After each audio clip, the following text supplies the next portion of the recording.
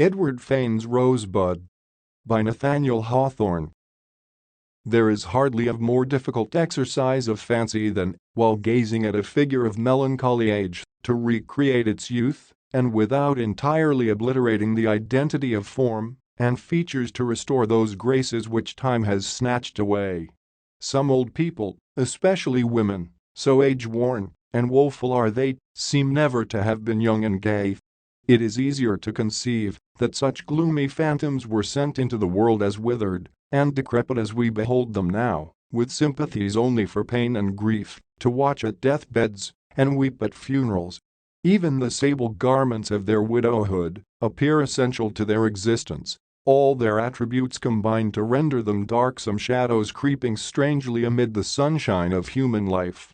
Yet it is no unprofitable task to take one of these doleful creatures and set fancy resolutely at work to brighten the dim eye and darken the silvery locks and paint the ashen cheek with rose color and repair the shrunken and crazy form till a dewy maiden shall be seen in the old matron's elbow chair. The miracle being wrought, then let the years roll back again, each sadder than the last, and the whole weight of age and sorrow settle down upon the youthful figure. Wrinkles and furrows, the handwriting of time, may thus be deciphered and found to contain deep lessons of thought and feeling. Such profit might be derived by a skillful observer from my much respected friend the widow Toothaker, a nurse of great repute who has breathed the atmosphere of sick chambers and dying breaths these 40 years. See, she sits cowering over her lonesome hearth with her gown and upper petticoat drawn upward, gathering thriftily into her person the whole warmth of the fire which now at nightfall begins to dissipate the autumnal chill of her chamber. The blaze quivers capriciously in front, alternately glimmering into the deepest chasms of her wrinkled visage, and then permitting a ghostly dimness to mar the outlines of her venerable figure. And Nurse Toothaker holds a teaspoon in her right hand with which to stir up the contents of a tumbler in her left, whence steams a vapory fragrance abhorred of temperance societies. Now she sips, now stirs, now sips again. Her sad old heart has need to be revived by the rich infusion of Geneva which is mixed half and half with hot water in the tumbler. All day long she has been sitting by a death pillow and quitted it for her home only when the spirit of her patient left the clay and went homeward too. But now are her melancholy meditations cheered and her torpid blood warmed and her shoulders lightened of at least 20 ponderous years by a draught from the true fountain of youth in a case bottle. It is strange that man should deem that fount a fable when its liquor fills more bottles than the Congress water.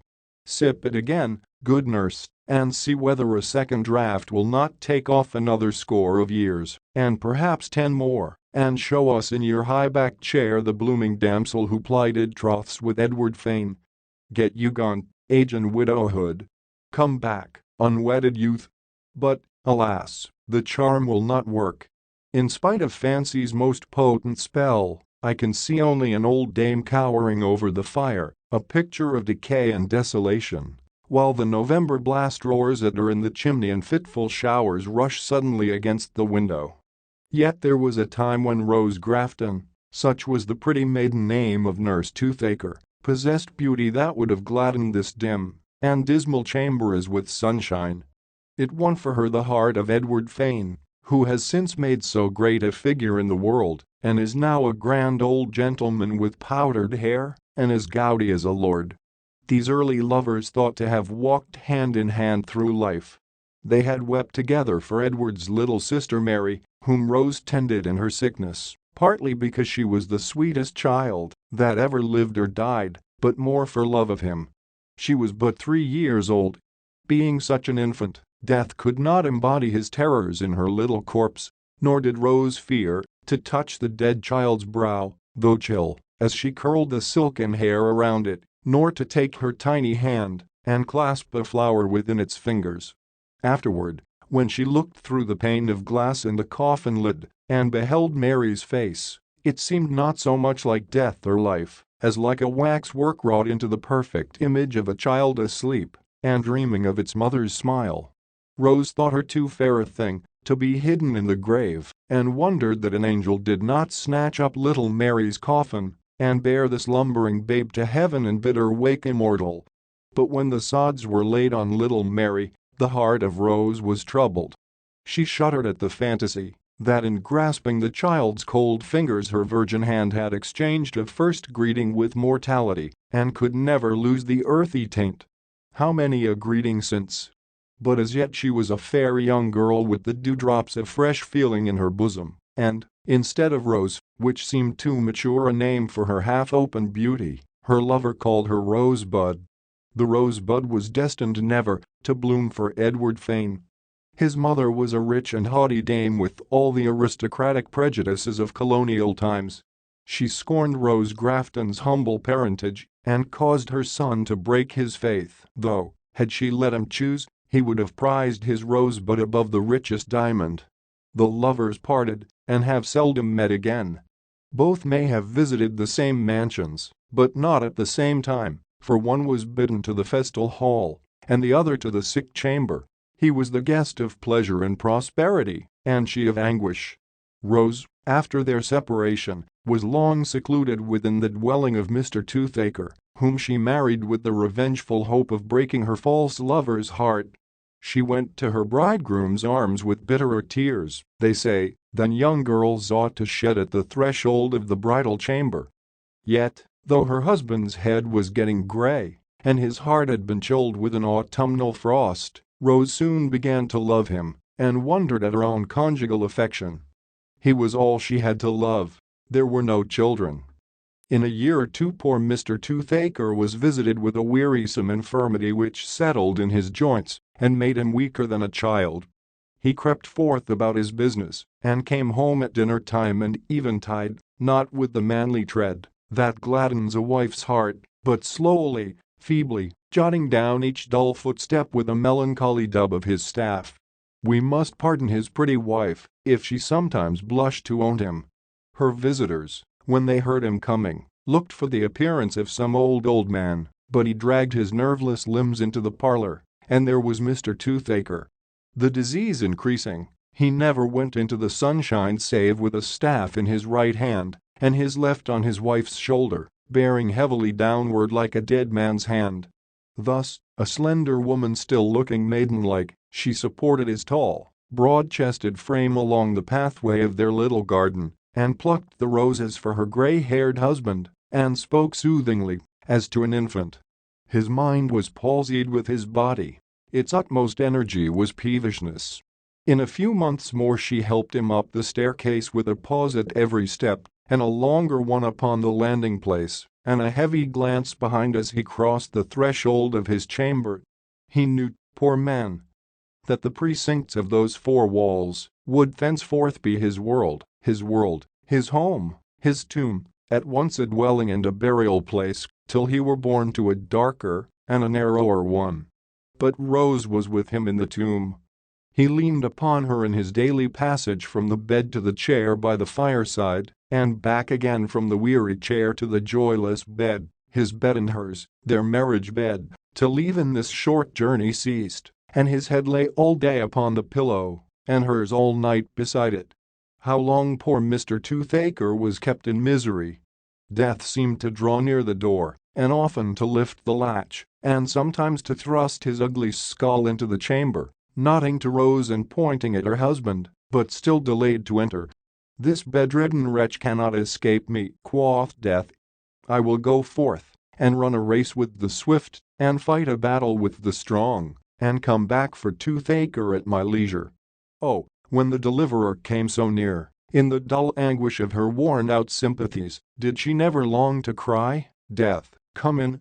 But no, we have no right to ascribe such a wish to our friend Rose. She never failed in a wife's duty to her poor sick husband. She murmured not though a glimpse of the sunny sky was as strange to her as him, nor answered peevishly, though his complaining accents roused her from sweetest dream, only to share his wretchedness. He knew her faith, yet nourished a cankered jealousy, and when the slow disease had chilled all his heart save one lukewarm spot which Death's frozen fingers were searching for, his last words were, "What would my Rose have done for her first love, if she has been so true and kind to a sick old man like me?" And then his poor soul crept away and left the body lifeless, though hardly more so than for years before, and Rose a widow, though in truth it was the wedding night that widowed her. She felt glad, it must be owned, when Mr. Toothaker was buried, because his corpse had retained such a likeness to the man half alive that she hearkened for the sad murmur of his voice bidding her shift his pillow.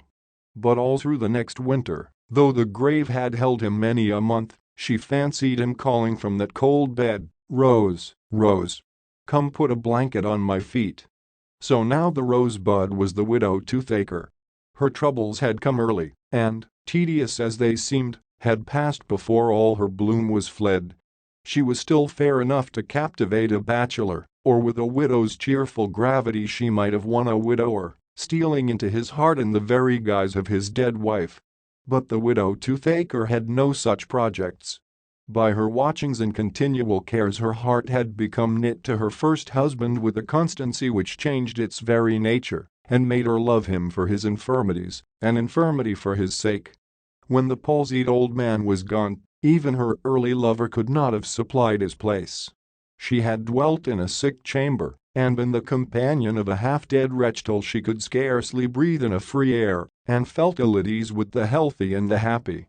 She missed the fragrance of the doctor's stuff. She walked the chamber with a noiseless footfall. If visitors came in, she spoke in soft and soothing accents and was startled and shocked by their loud voices.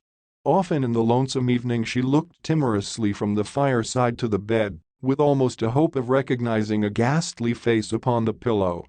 Then went her thoughts sadly to her husband's grave. If one impatient throb had wronged him in his lifetime, if she had secretly repined because her buoyant youth was imprisoned with his torpid age, if ever while slumbering beside him a treacherous dream had admitted another into her heart, yet the sick man had been preparing a revenge which the dead now claimed. On his painful pillow he had cast a spell around her. His groans and misery had proved more captivating charms than gaiety and youthful grace. In his semblance disease itself had won the Rosebud for a bride, nor could his death dissolve the nuptials. By that indissoluble bond she had gained a home in every sick chamber, and nowhere else. There were her brethren and sisters. Thither her husband summoned her with that voice which had seemed to issue from the grave of Toothaker. At length she recognized her destiny. We have beheld her as the maid, the wife, the widow. Now we see her in a separate and insulated character. She was in all her attributes Nurse Toothaker. And Nurse Toothaker alone, with her own shriveled lips, could make known her experience in that capacity. What a history might she record of the great sicknesses in which she has gone hand in hand with the exterminating angel. She remembers when the smallpox hoisted a red banner on almost every house along the street. She has witnessed when the typhus fever swept off a whole household, young and old, all but a lonely mother, who vainly shrieked to follow her last loved one. Where would be death's triumph if none lived to weep? She can speak of strange maladies that have broken out as if spontaneously, but were found to have been imported from foreign lands with rich silks and other merchandise, the costliest portion of the cargo. And once, she recollects, the people died of what was considered a new pestilence, till the doctors traced it to the ancient grave of a young girl who thus caused many deaths 100 years after her own burial. Strange that such black mischief should lurk in a maiden's grave. She loves to tell how strong men fight with fiery fevers, utterly refusing to give up their breath, and how consumptive virgins fade out of the world, scarcely reluctant, as if their lovers were wooing them to a far country. Tell us, thou fearful woman, tell us the death secrets. Fain would I search out the meaning of words faintly gasped with intermingled sobs and broken sentences half audibly spoken between earth and the judgment seat. An awful woman. She is the patron saint of young physicians and the bosom friend of old ones. In the mansions where she enters the inmates provide themselves black garments. The coffin maker follows her, and the bell tolls as she comes away from the threshold. Death himself has met her at so many a bedside that he puts forth his bony hand to greet Nurse Toothaker. She is an awful woman. And oh, is it conceivable that this handmaid of human infirmity and affliction, so darkly stained, so thoroughly imbued with all that is saddest in the doom of mortals, can ever again be bright and gladsome, even though bathed in the sunshine of eternity. By her long communion with woe, has she not forfeited her inheritance of immortal joy? Does any germ of bliss survive within her? Hark! An eager knocking at Nurse Toothaker's door. She starts from her drowsy reverie, sets aside the emptied tumbler and teaspoon, and lights a lamp at the dim embers of the fire. Rap, rap, rap again, and she hurries adown the staircase, wondering which of her friends can be at death's door now, since there is such an earnest messenger at Nurse Toothaker's. Again the peal resounds just as her hand is on the lock. "Be quick, Nurse Toothaker," cries a man on the doorstep. "Old General Fane is taken with the gout in his stomach and has sent for you to watch by his deathbed. Make haste, for there is no time to lose." Fane. Edward Fane. "And has he sent for me at last? I am ready. I will get on my cloak and begin." So, adds the sable-gowned, ashen-visaged, funereal old figure, Edward Fane remembers his Rosebud. Our question is answered. There is a germ of bliss within her. Her long-hoarded constancy, her memory of the bliss that was remaining amid the gloom of her afterlife like a sweet-smelling flower in a coffin, is a symbol that all may be renewed. In some happier clime the rosebud may revive again with all the dewdrops in its bosom,